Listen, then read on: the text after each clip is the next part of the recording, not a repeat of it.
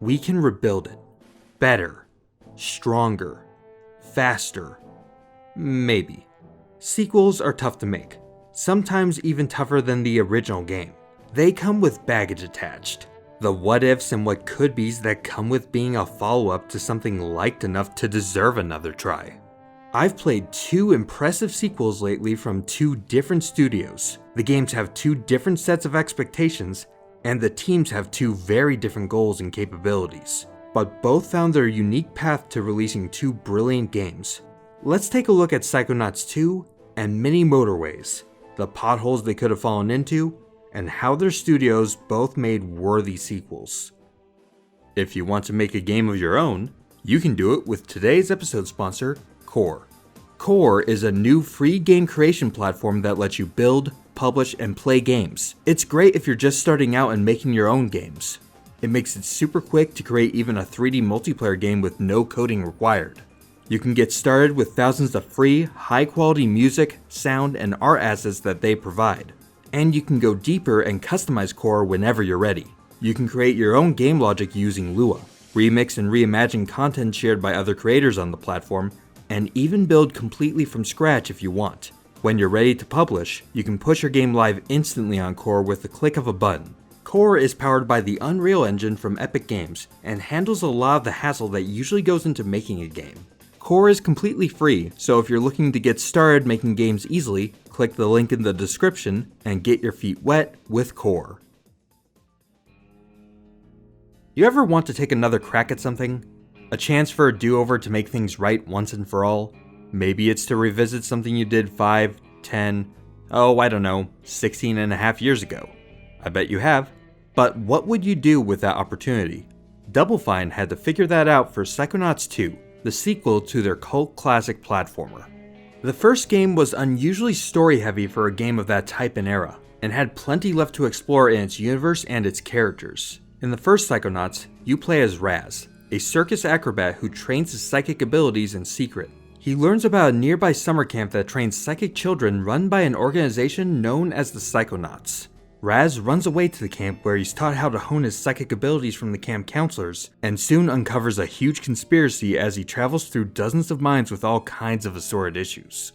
In the end, Raz becomes a Psychonaut himself, which is where we pick up in the sequel. The first game had an incredibly troubled development cycle. This was Double Fine's first game, and Tim Schafer hired a lot of new talent and had to make the game completely from scratch, and in a genre and platform the team was mostly unfamiliar with. The amount of rework and concepts thrown away as they were iterating resulted in a lot of long nights. The other thing was we wrote an engine from scratch, and writing an engine from scratch, you just don't have the features you need to build the world. So we didn't have any level design tools, we didn't have any of that stuff, so that took a long time.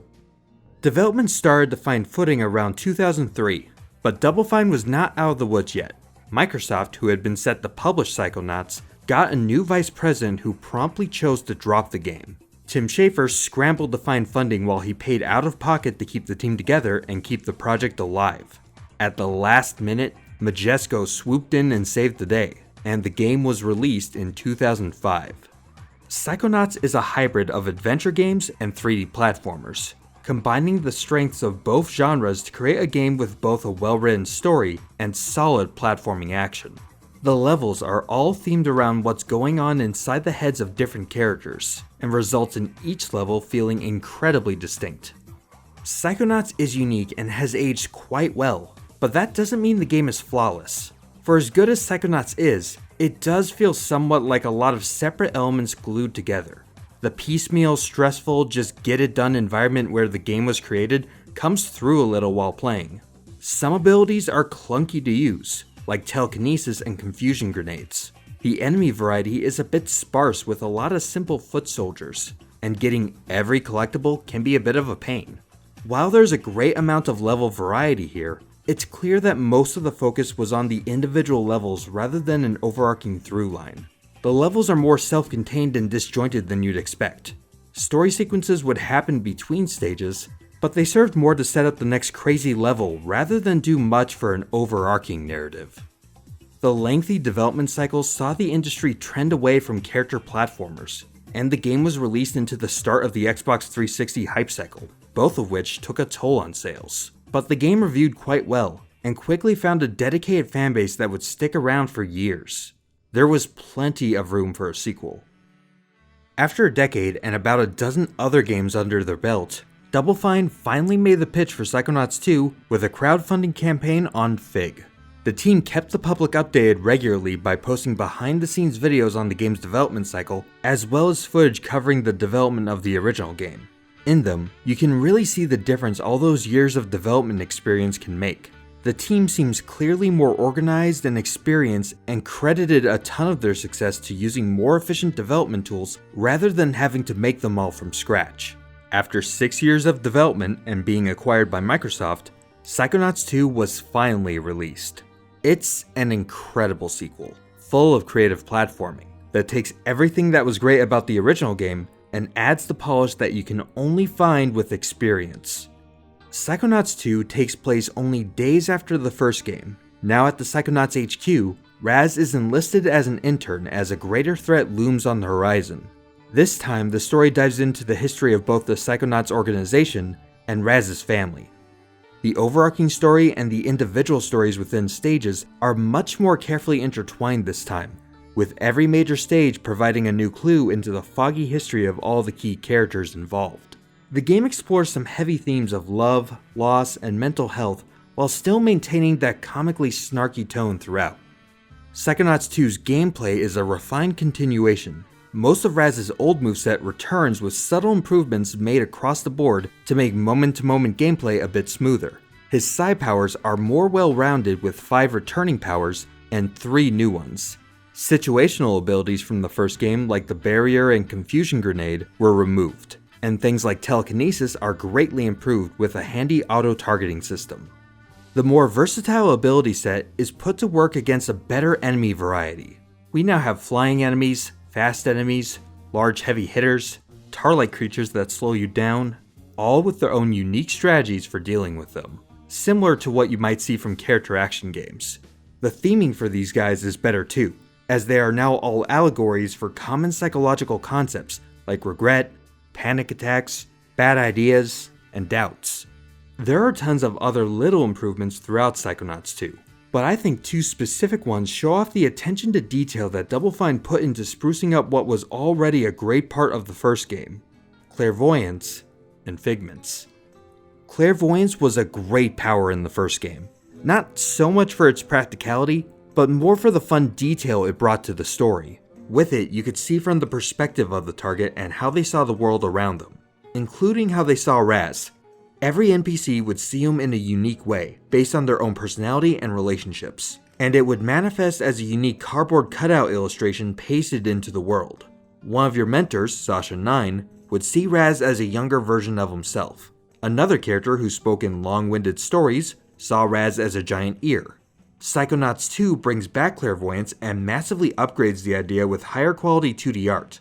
My favorite part though is the animation improvements. You can control Raz as you're using clairvoyance, and in the first game that appeared as this janky looking sliding motion. The sequel adds just this very simple walking animation that changes based on your speed. It's such a small touch, but it's so much better. The bigger quality of life improvement comes in how they updated figments. The figments in the original game were one of its most divisive elements. Figments were a collection of neon-colored 2D images placed across stages like common coins. Each figment was a unique piece of art and fit in with the theme of each stage and the temperament of the character who created it.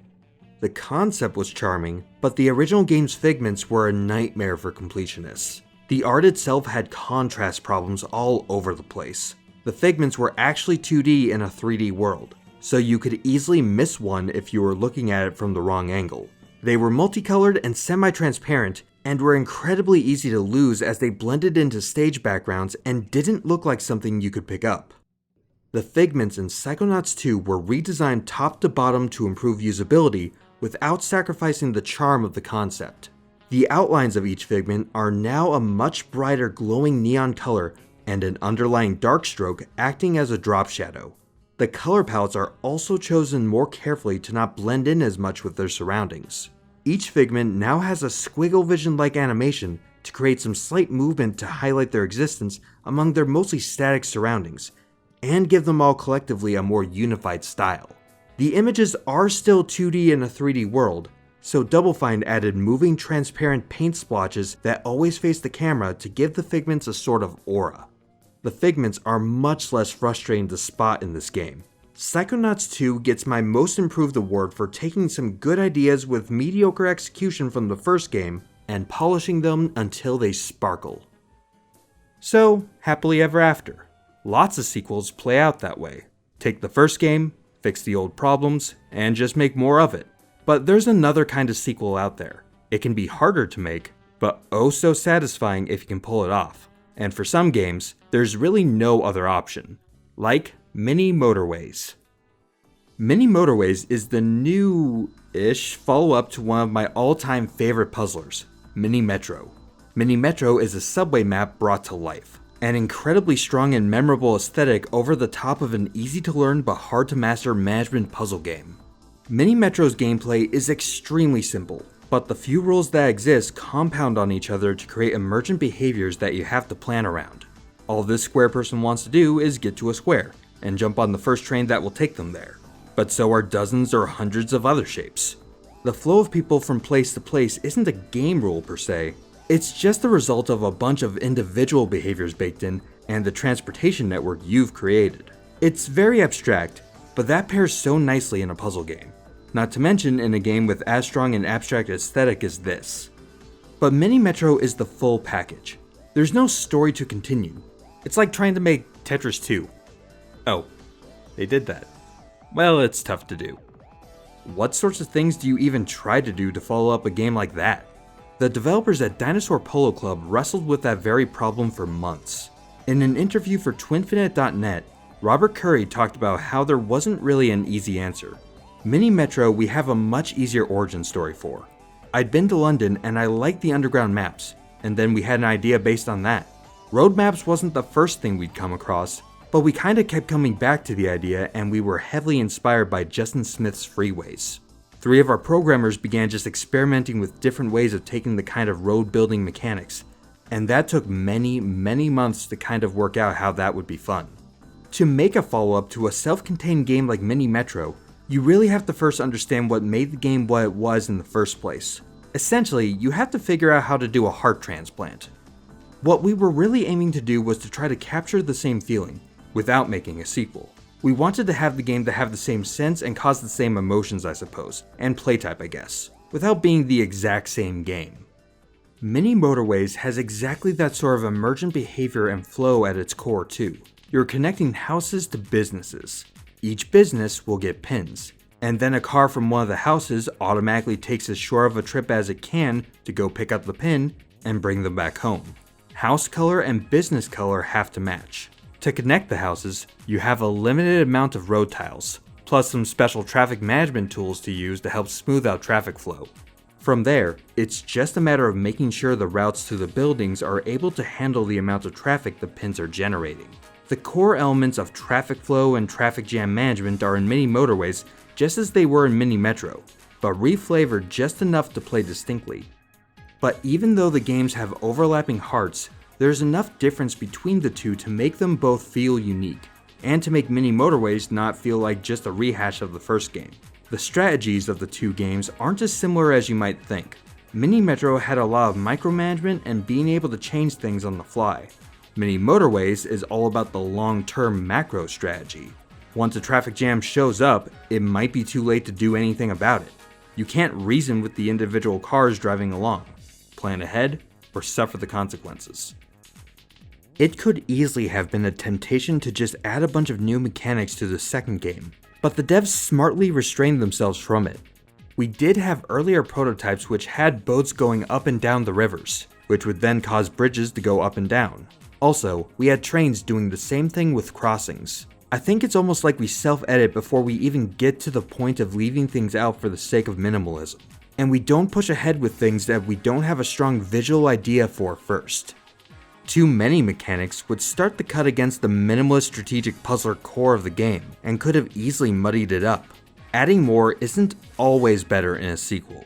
Even if it took longer than the original, the developers knew what made Mini Metro a hit, and stuck to that blueprint in the follow-up. which makes Mini Motorways feel like part of the set, yet also feel like its own great standalone experience.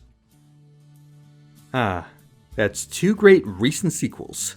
But I bet right now you're thinking of a few that I didn't mention.